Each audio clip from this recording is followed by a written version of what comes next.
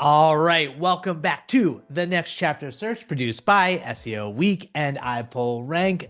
If you haven't already got your tickets, I'm talking April 28th to May 1st in New York City. It is going to be the best SEO conference in the history of the universe, probably. And you know why? Because Brie Anderson's going to be there. Brie is the owner at Beast Analytics. She's being joined by 35 plus amazing speakers across AI, SEO, data, content, you name it. Brie, what's up? Thanks for joining me today. I'm stoked, and I gotta say, this lineup, legendary. I mean, easily the most stacked lineup ever. So I'm stoked.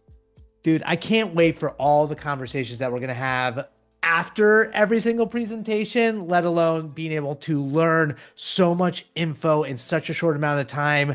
But let's dive in. The world is nuts. The search world has been crazy for the past 12 to 24 months and beyond. What's your perspective on the current state of SEO and search? I cannot believe how fast, constantly changing. I mean, listen, I think, 2, 3, 4, 5 years ago, you asked any search marketer, like, what brings you to search? Like, what do you love about it? And everyone would be like, oh, it just changes all the time, like, and we love that because so many of us love to to learn new things and be constantly challenged and whatever. But I think Google took that a little too seriously.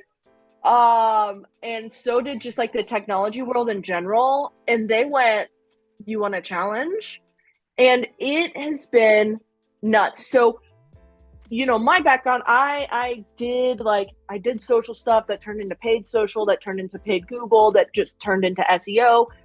And so and now I'm like, the one thing that connects all of that is data, and that's great. So I'm focused on the data more. So I've taken a little bit of a step back from SEO specifically. And anytime somebody comes to me from the SEO world, I'm just like, how are you doing? Like, are you okay? Because even on my end, trying to keep up with, what should we be tracking? What, is even worth tracking, because what do we control at this point? I think one of the biggest changes is the control that we have now is nearly non-existent. So there's only so much we can do, or at least that's what it feels like from my point of view.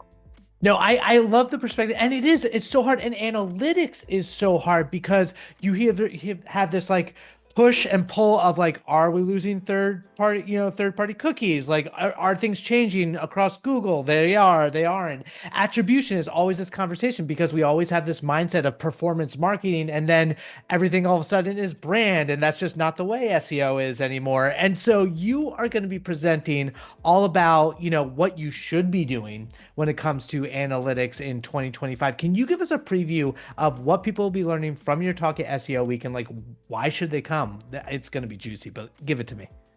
Yeah, so I think the biggest thing is like, we need to have, we need to go back to tracking 101 and go, what is our plan here? Mhm. What are we tracking and why? What are we going to do with it?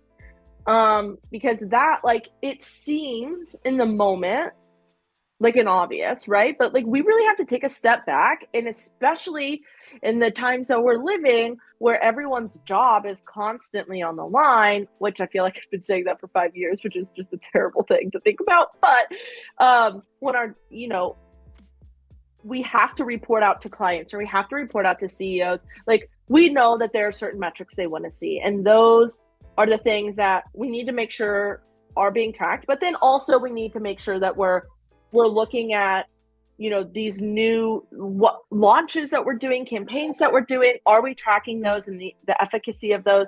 And then also changing into, how are we making these numbers accessible? How are we making them easy to read?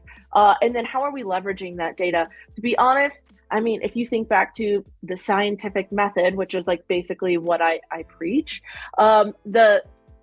the one thing that's really hard about it right now is that change piece, right? We don't have a ton of constants or control variables. So we need to make as many of those as we can. We need to be aware of what are not controlled variables. And then we need to create a plan for how are we going to track this? And then how are we going to look at the data? How are we going to make the data so easy to look at that anyone on our team can look at it? Big hint here, these are things that we learn in elementary school: patterns and then outliers. One of these things just doesn't belong here. I mean, that's a Sesame Street song. And we can spot those. We can create ways that finding these patterns and these outliers are easy. It's just a matter of making sure you're tracking the right things and then putting them into formats that are easy to digest. I love it. And I love the way that you frame it. I mean, it's like you live it and breathe it, but it's so true when it comes to scientific method. And it is so overwhelming. We have a chaotic world where things are changing constantly. And it's really hard to ever feel like you do have a grasp on whether you're thinking for the future or whether you're thinking what worked on the past, because data, like I think about like going back to the pandemic. It's like all the data we collected then is not always applicable to going forward because it's a completely different market, a completely different user behavior. What is one thing that this audience can do right now from your perspective, from analytics, that they should get on their butt and do that would really move the needle for their business? I mean, I think the biggest thing that was kind of kicked into gear with the shift to GA4, but kind of not, is to just like, let's review and document our tracking. Okay, let's start there, because you might think you know what you're tracking, and it might not be what you think it is at all. Analytics properties are things that are handed from team to team, agency to agency, person to person. Dev controls it, no IT controls it, no marketing, no growth, no. So let's all just take a step back at our analytics properties, take everything out of it, compare it to our tag managers, whatever you're using, and then let's document it and say, hey, we thought donate event happened when people were making donations. It turns out it's just when people click on the donate button. Well, those are two very different things. So, I think really, really, really, truly, we've got to get back to basics a little bit. And all of that starts with making sure you know what you've got going on. And again, it's one of those like, oh, that sounds like an easy thing and it sounds like something that everybody should have. It's not. I'll tell you, all of my clients come to me because they actually don't know what's going on in their accounts. And I'll say I've got a good number of clients, so I can't imagine that they're outliers in this instance. Yeah, I love it. It's almost like the "Don't be the Chris Pratt" meme, where it's like, like I don't know what's going on with my analytics, and I'm too afraid to ask. Like, yes, don't be that person.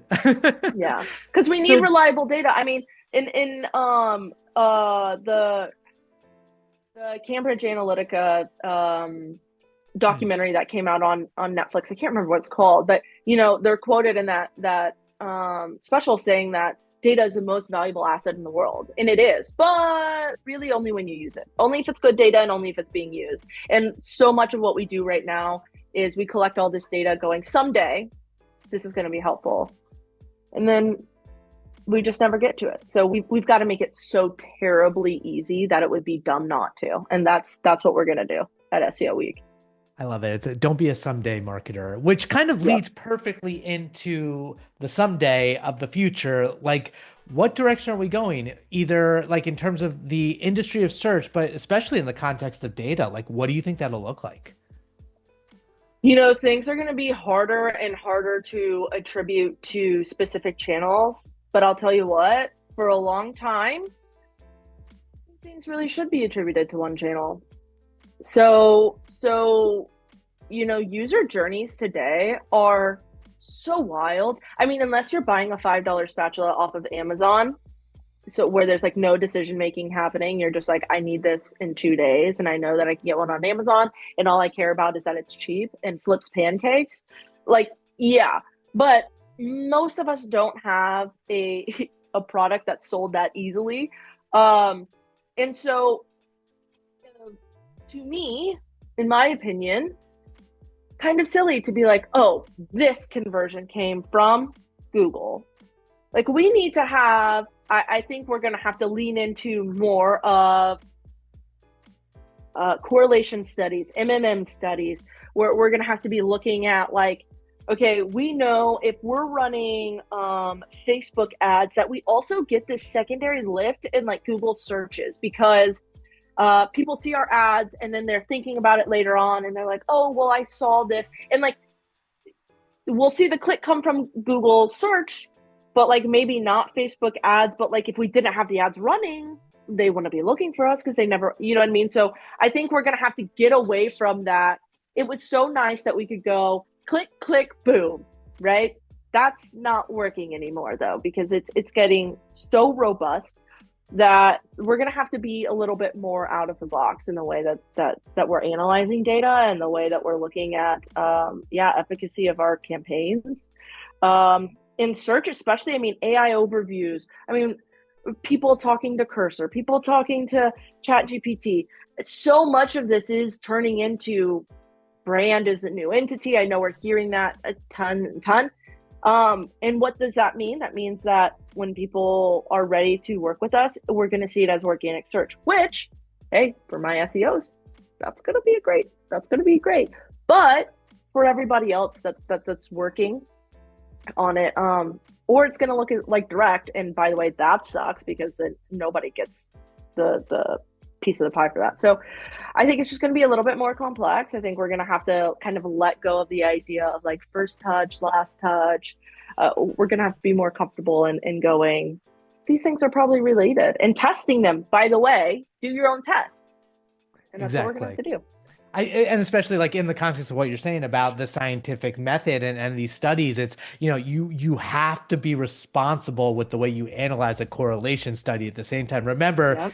I gotta say it every time it comes up, correlation does not mean causation. Like you need to learn how to use data and actually come away with hypotheses that you can test and not just assume that this is happening because of this, because that's gonna point you in a completely wrong direction most of the time. So our Facebook ad spend went up, our organic search went up. Great. Those things are correlated. Hey, here's the next test. Turn them off. So our organic search then.